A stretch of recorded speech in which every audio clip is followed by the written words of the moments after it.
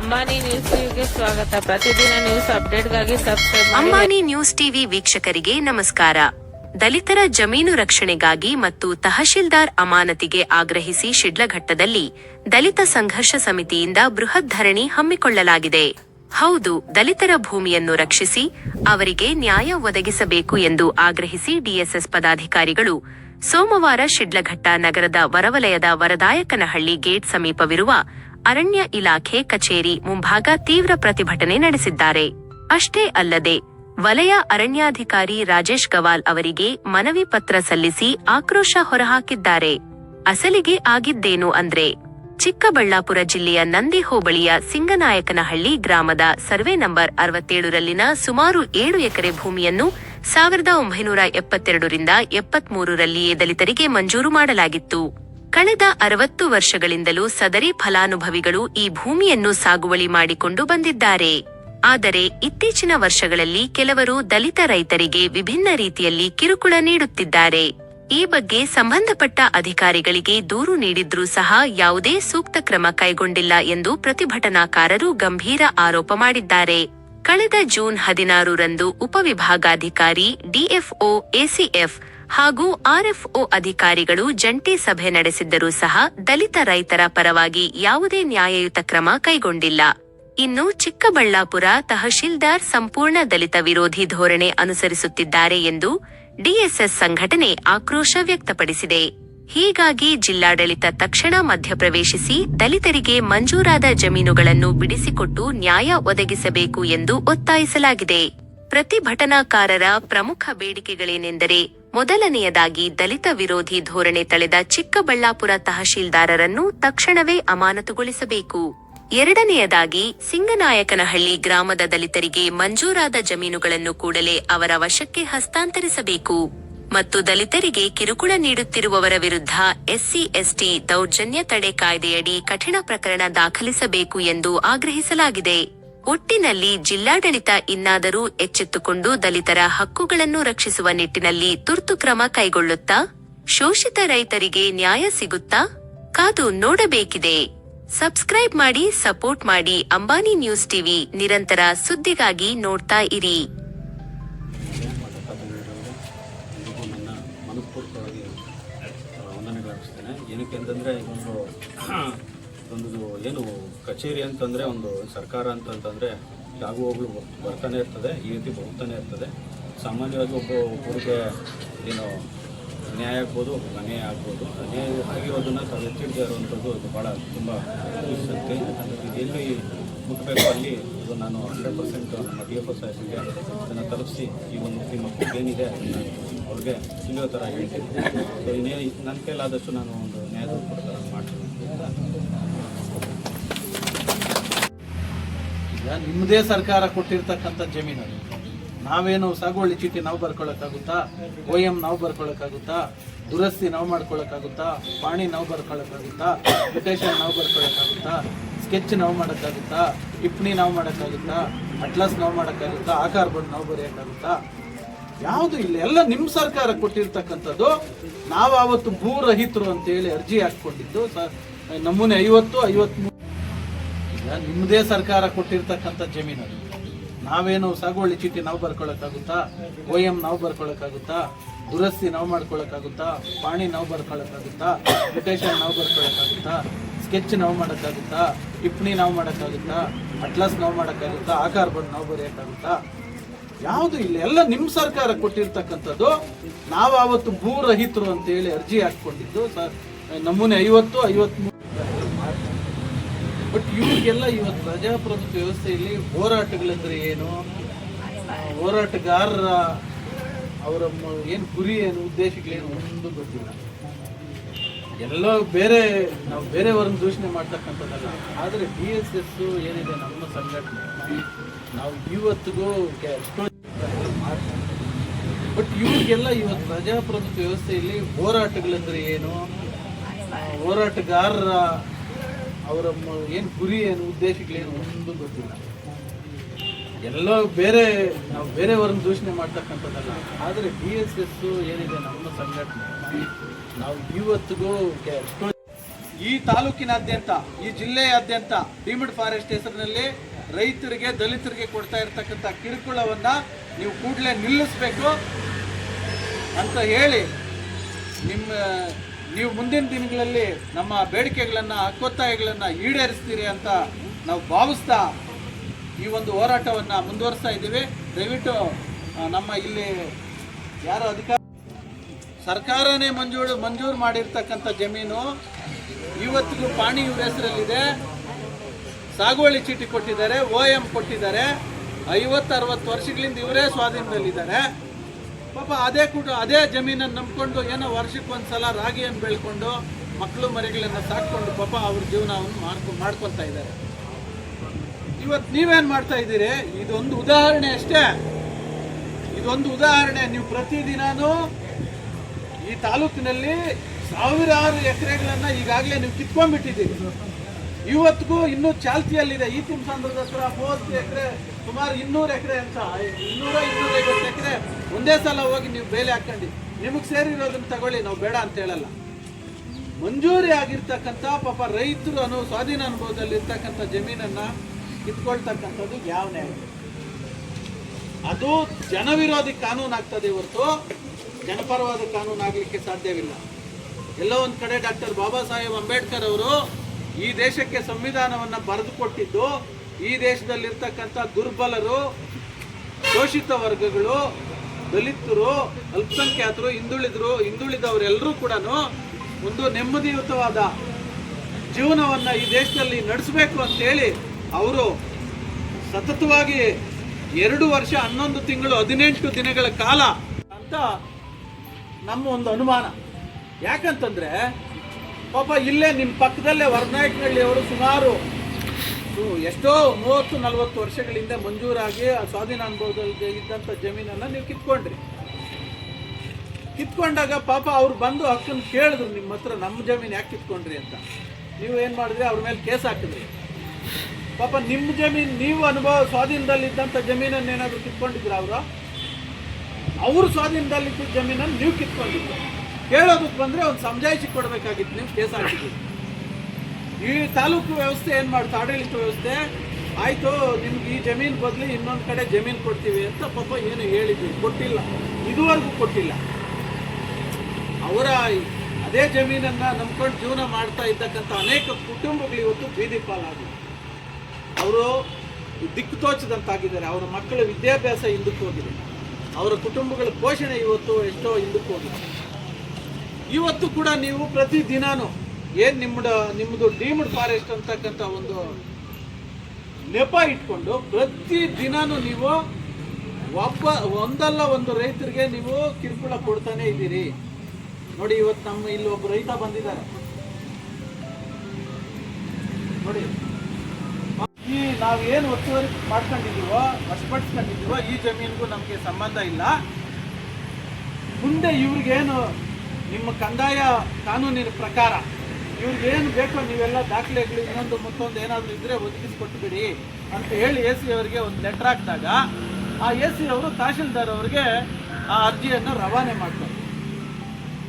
ನಾವು ಹೇಳ್ತೀವಿ, ತಹಶೀಲ್ದಾರು ಇದಕ್ಕೊಂದು ಸ್ಪಷ್ಟೀಕರಣ ಕೊಡೋವರೆಗೂ ನಾವು ಇಲ್ಲಿಂದ ಎದ್ದೇಳೋದಿಲ್ಲ, ಸ್ಟ್ರೈಕ್ ನಿಲ್ಲಿಸೋದಿಲ್ಲ ಅಂತ ಹೇಳಿ ನಮ್ಮ ಹೋರಾಟನ ಮುಂದುವರಿಸ್ತಾ ಇರ್ತೀವಿ. ಆದರೆ ಇವತ್ತು ಇಷ್ಟು ದಿನ ಆಗಿದೆ, ಸುಮಾರು 16ನೇ ದಿನ ಹೋರಾಟ ಇದು. ಸಂಬಂಧಪಟ್ಟಂಥ ಚಿಕ್ಕಬಳ್ಳಾಪುರ ತಹಶೀಲ್ದಾರ್ ಅವರು ಇವತ್ತಿಗೂ ಕೂಡ ಇದ್ರ ಬಗ್ಗೆ ಕಿಂಚಿತ್ತೂ ಗಮನ ಹರಿಸಿರೋದಿಲ್ಲ. ಇಂತಹ ಅಧಿಕಾರಿಗಳನ್ನು ಹೊಡೆದಿರ್ತಕ್ಕಂಥ ನಾವು ನಿಜವಾಗ್ಲೂ ಕೂಡ ಈ ದೇಶದ ದುರಾದೃಷ್ಟವಂತರು. ನಿಜವಾಗ್ಲೂ ಅಧಿಕಾರಿಗಳು ಬಂದಿರತಕ್ಕಂಥದ್ದು ಜನರ ಸೇವೆ ಮಾಡಲಿಕ್ಕೆ, ಏನು ಸಂವಿಧಾನಬದ್ಧವಾಗಿ ಕಾನೂನಿನ ಅಡಿಯಲ್ಲಿ ಸಾರ್ವಜನಿಕರಿಗೆ, ಈ ದೇಶದ ಪ್ರಜೆಗಳಿಗೆ ಪ್ರಜಾಪ್ರಭುತ್ವ ವ್ಯವಸ್ಥೆಯಲ್ಲಿ ಏನು ಹಕ್ಕುಗಳು ಸಿಗಬೇಕೋ ಅವನ್ನ ಏನು ಇವರು ಕಾರ್ಯಾಂಗದ ಮೂಲಕ, ಇವರ ಅಧಿಕಾರ ಚಲಾವಣೆಯ ಮೂಲಕ ಇವರಿಗೆ ಆ ಹಕ್ಕುಗಳನ್ನು ಕೊಡಿಸ್ತಕ್ಕಂಥ ಜವಾಬ್ದಾರಿ ಇಟ್ಕೊಂಡಿರ್ತಕ್ಕಂಥ ಒಬ್ಬ ದಂಡಾಧಿಕಾರಿ ಇವತ್ತು ಚಿಕ್ಕಬಳ್ಳಾಪುರ ತಹಶೀಲ್ದಾರ್ ಅವರು ಇವತ್ತಿಗೂ ಕೂಡ ಇವರು ನಾವೆಲ್ಲ ದಲಿತರು ಅನ್ನೋ ಕಾರಣಕ್ಕೆ ಆ ಧರಣಿ ಸ್ಥಳಕ್ಕೆ ಬಂದು ಒಂದು ಸಮಾಧಾನ ಹೇಳ್ತಕ್ಕಂಥ ಒಂದು ಕೆಲಸ ಮಾಡಿಲ್ಲ. ಅದು ಹೇಳ್ದಿದ್ರು ಹೋಗ್ಲಿ ಪರವಾಗಿಲ್ಲ. ಏನು DFO ಅವರು ಅರ್ಜಿ ಕೊಟ್ಟಿದ್ದಾರೋ ಆ ಅರ್ಜಿ ಪ್ರಕಾರ ದಾಖಲೆಗಳನ್ನೆಲ್ಲ ಪರಿಶೀಲನೆ ಮಾಡಿ ಅಲ್ಲಿರ್ತಕ್ಕಂಥ ದಲಿತರಿಗೆ ನ್ಯಾಯ ಕೊಡಬೇಕಾಗಿತ್ತು, ಅದನ್ನು ಮಾಡಲಿಲ್ಲ. ಹಂಗಾಗಿ ನಾವು ಇವತ್ತು ಮಾನ್ಯ ಜಿಲ್ಲಾಧಿಕಾರಿಗಳಲ್ಲಿ ಒತ್ತಾಯ ಮಾಡ್ತಾ ಇದ್ದೀವಿ, ಆ ಚಿಕ್ಕಬಳ್ಳಾಪುರ ತಹಶೀಲ್ದಾರ್ ಅವರನ್ನು ಕೂಡಲೇ ಸಸ್ಪೆಂಡ್ ಮಾಡಬೇಕು. ಇಲ್ಲ ಅಂತಂದ್ರೆ ದಲಿತ ವಿರೋಧಿ ನೀತಿಯನ್ನು ಅನುಸ್ತಾ ಇರ್ತಕ್ಕಂಥ ಅವ್ರ ವಿರುದ್ಧ ಬೃಹತ್ತಾದ ಇವತ್ತು ಏನು ಸಾಂಕೇತಿಕವಾಗಿ ಮಾಡ್ತಾ ಇರ್ತಕ್ಕಂಥದ್ದು, ನಾವು ಯಾರೋ ಪ್ರಮುಖವಾದ ಹೋಬಳಿ ಪದಾಧಿಕಾರಿಗಳು ತಾಲೂಕು ಪದಾಧಿಕಾರಿಗಳು ಮಾತ್ರ ಬಂದಿರತಕ್ಕಂಥದ್ದಿಲ್ಲಿ, ಹಾಗೇನೆ ಎಲ್ಲ ಜಿಲ್ಲೆಯ ಎಲ್ಲ ತಾಲೂಕು ಕೇಂದ್ರಗಳಲ್ಲೂ ಕೂಡ ಅದೇ ಮಟ್ಟದಲ್ಲಿ ಸಾಂಕೇತಿಕವಾಗಿ ಪ್ರತಿಭಟನೆ ಮಾಡ್ತಾ ಇರ್ತಕ್ಕಂಥದ್ದು. ಒಂದು ವೇಳೆ ನಾವು ಈ ಒಂದು ಹೋರಾಟವನ್ನ ತೀವ್ರ ಸ್ವರೂಪಕ್ಕೆ ತೆಗೆದುಕೊಂಡು ಹೋದ್ರೆ ಸಾವಿರಾರು ಜನ ಸೇರ್ಬೇಕಾಗ್ತದೆ. ಯಾಕಂತಂದ್ರೆ ಈ ಒಂದು ಜಿಲ್ಲೆಯಲ್ಲಿ ಒಂದು ಇತಿಹಾಸ ಇದೆ. ನಮ್ಮ ರಾಜ್ಯ ಮುಖಂಡರಾಗಿರ್ತಕ್ಕಂಥ ರಾಜಕಾಂತಣ್ಣವರನ್ನ ಇಡೀ ಜಿಲ್ಲೆಯ ಎಲ್ಲರೂ ರಾಜಕಾರಣಿಗಳು ಅಧಿಕಾರಿಗಳು ಎಲ್ಲರೂ ಸೇರಿ ಟಾರ್ಗೆಟ್ ಮಾಡಿ ಜೈಲ್ಗೆ ಹಾಕಿರ್ತಕ್ಕಂಥ ಸಂದರ್ಭದಲ್ಲಿ ಆ ಎಲ್ಲ ಅಧಿಕಾರಿಗಳನ್ನ ಇಡೀ ಜಿಲ್ಲೆಯಿಂದ ನಾವು ಟ್ರಾನ್ಸ್ಫರ್ ಮಾಡಿಸಿ ಭಯಗೊಂಡು ಅವರಷ್ಟಕ್ಕೆ ಅವರೇ ಟ್ರಾನ್ಸ್ಫರ್ ಮಾಡಿಸ್ಕೊಂಡು ಹೋಗಿರ್ತಕ್ಕಂಥ 10,000ಕ್ಕೂ ಅಧಿಕ ಜನ ಸೇರಿ ಹೋರಾಟ ಮಾಡಿರ್ತಕ್ಕಂಥದ್ದು ನಮ್ಮೆಲ್ಲರ ಕಣ್ಣು ಮುಂದೆ ಇರ್ತಕ್ಕಂಥದ್ದು. ಹಂಗಾಗಿ ಹೋರಾಟವನ್ನ ಯಾರು ಲಘುವಾಗಿ ಪರಿಗಣಿಸಬೇಡಿ. ಇದು ಸಾಂಕೇತಿಕವಾಗಿ ಮಾಡ್ತಾ ಇರ್ತಕ್ಕಂಥದ್ದು. ತಹಶೀಲ್ದಾರ್ ಅವರನ್ನ ಕೂಡಲೇ ಸಸ್ಪೆಂಡ್ ಮಾಡಬೇಕು, ಒಂದನೇದು. ಎರಡನೇದು, ಇವತ್ತು ಏನು ಸರ್ಕಾರನೇ ಮಂಜೂರು ಮಾಡಿರ್ತಕ್ಕಂತಹ ಜಮೀನದು 1972ರಲ್ಲಿ ಮಂಜೂರು ಮಾಡಿರ್ತಕ್ಕಂಥ ಜಮೀನನ್ನ ಒಮ್ಮೆ ಯಾರಿಗೋ ಮಂಜೂರು ಮಾಡಿರ್ತಕ್ಕಂಥ ಜಮೀನನ್ನ ಮತ್ತೆ 91ರಲ್ಲಿ ಅರಣ್ಯ ಇಲಾಖೆಗೆ ಮಂಜೂರು ಮಾಡಿರ್ತಕ್ಕಂಥದ್ದು ಸರಿನಾ ಅಂತಕ್ಕಂಥದ್ದು ನಮ್ಮ ಮುಂದೆ ಇರ್ತಕ್ಕಂಥ ಪ್ರಶ್ನೆ.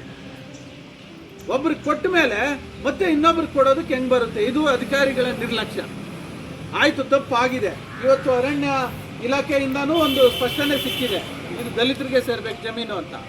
ಆದ್ರೆ ಕಂದಾಯ ಅಧಿಕಾರಿಗಳು ಇವತ್ತಿಗೂ ಕಣ್ಣು ಮುಚ್ಚಿಕೊಳ್ತಿರ್ತಕ್ಕಂಥ ಇದರ ಹಿಂದಿನ ಉದ್ದೇಶ ಏನು ಅಂದ್ರೆ ಇವರಿಗೆ ರಾಜಕಾರಣಿಗಳ ಕುಮ್ಮಕ್ಕಿದೆ. ದಲಿತರಿಗೆ ಯಾವುದೇ ಕಾರಣಕ್ಕೂ ನೀವು ಬೆಂಡಾಗಬೇಡಿ, ಅವ್ರ ಕೈಯಲ್ಲಿ ಏನಾಗುತ್ತೋ ನೋಡೋಣ ಅಂತಕ್ಕಂಥ ತಾತ್ಸಾರ ಮನೋಭಾವನೆ ಮತ್ತು ಮೊಂಡು ಧೈರ್ಯವನ್ನ ತುಂಬತಕ್ಕಂಥ ಕಾಣದ ಕೈಗಳು ಇವೆಯಲ್ಲ, ಅವ್ರ್ಯಾರು ನಿಮ್ಮ ಸಪೋರ್ಟಿಗೆ ಬರೋದಿಲ್ಲ. ಯಾಕಂತಂದ್ರೆ ನಾವು ಕೂಗ್ತಕ್ಕಂಥ ಧಿಕ್ಕಾರ ನಿಮ್ಮ ಎದೆಗೆ ನಾಟೋದ್ರ ಜೊತೆಗೆ ನಿಮ್ಮ ತಲೆಯಲ್ಲಿ ಒಂದು ಆಲೋಚನೆಯನ್ನು ತುಂಬುತ್ತದೆ. ಯಾಕೆ ನಾವೇನು ತಪ್ಪು ಮಾಡ್ಲಿಲ್ಲಪ್ಪ, ನಮಗ್ ಧಿಕ್ಕಾರ ಕೂಗ್ತಾ ಇದ್ದಾರೆ. ಆಮೇಲೆ ಅಲ್ಲಿ ಏನು ಹಗಲು ರಾತ್ರಿ ಇವತ್ತು 100 ಜನ ಮಹಿಳೆಯರು, ಮಕ್ಕಳು, ವೃದ್ಧರು ಎಲ್ಲರೂ ಕೂಡ ಹಗಲು ರಾತ್ರಿ ಸೊಳ್ಳೆಗಳು ಕಚ್ಚಿಕೊಂಡು ಮಳೆ ಬಂದ್ರು, ಮಳೆ ಗಾಳಿ ಬಿಸಿಲು ಎಲ್ಲವನ್ನು ಲೆಕ್ಕಿಸದೆ ಹೋರಾಟ ಮಾಡ್ತಾ ಇದ್ದಾರಲ್ವಾ, ಆ ಶಾಪ ನಮಗೆ ಅನ್ಯಾಯ ಮಾಡ್ತಾ ಇರ್ತಕ್ಕಂಥ ಅಧಿಕಾರಿಗಳಿಗೆ ತಟ್ಟದೆ ಬಿಡೋದಿಲ್ಲ. ನಾಳೆ ನಿಮ್ಮ ಮಕ್ಕಳು, ನಿಮ್ಮ ಕುಟುಂಬದ ಸದಸ್ಯರು ನೆಮ್ಮದಿಯಾಗಿ ಬದುಕಬೇಕಂತಂದ್ರೆ ನೀವು ಕಾನೂನು ರೀತಿಯಲ್ಲಿ ನಮಗೆ ಬರಬೇಕಾಗಿರ್ತಕ್ಕಂಥ ಜಮೀನನ್ನ ಕೂಡಲೇ ಬಿಟ್ಟು ಕೊಡಬೇಕು. ಇಲ್ಲ ಅಂತಂದ್ರೆ ನಿಮ್ಮ ಮಾನಸಿಕ ನೆಮ್ಮದಿಯನ್ನು ಕೆಡಿಸ್ತಕ್ಕಂಥ ಹೋರಾಟಗಳನ್ನ ನಾವು ರೂಪಿಸ್ಬೇಕಾಗ್ತದೆ.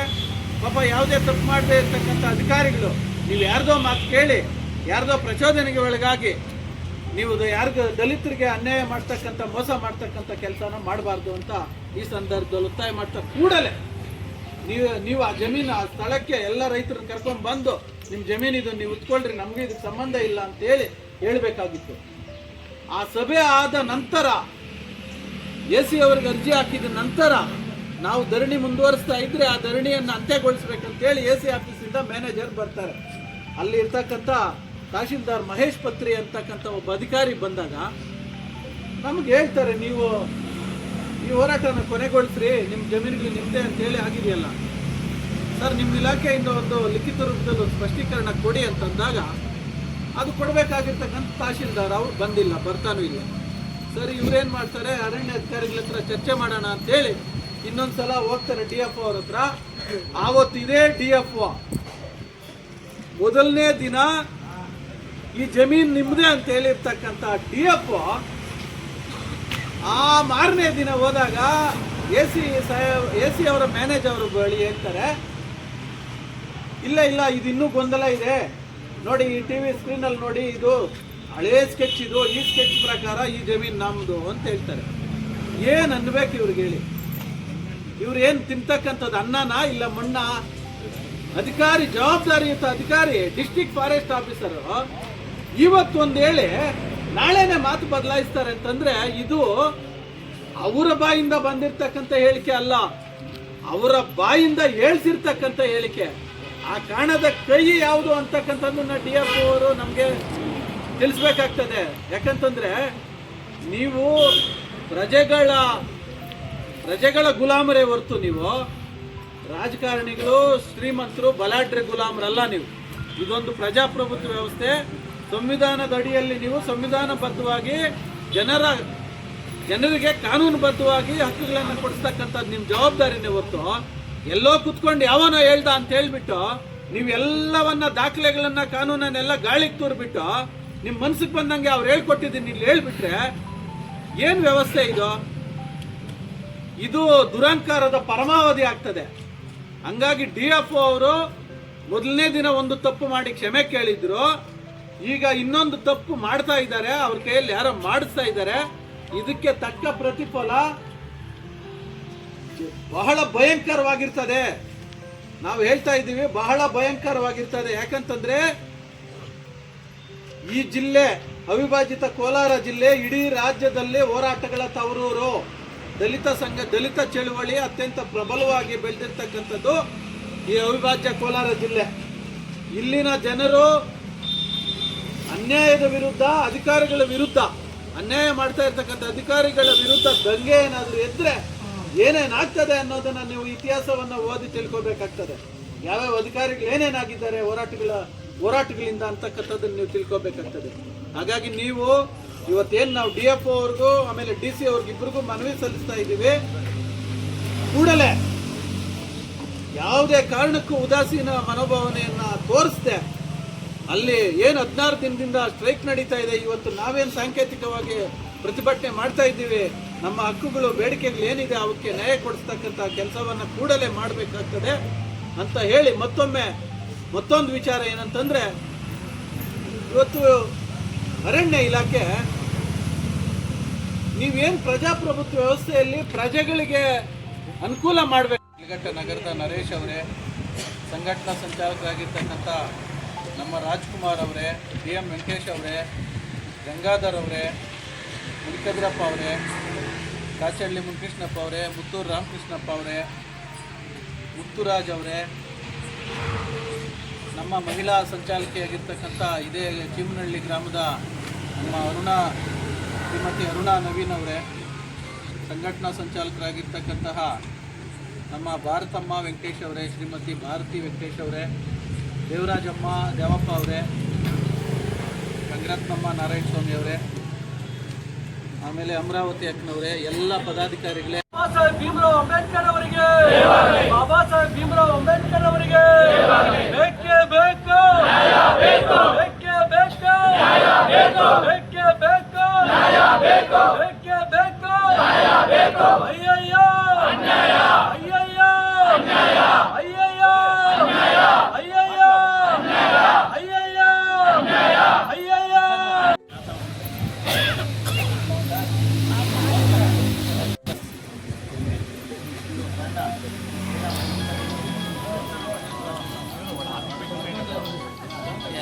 ಇದಕ್ಕೆ ನಮ್ಮನಪ್ಪ ಎಕಡೆ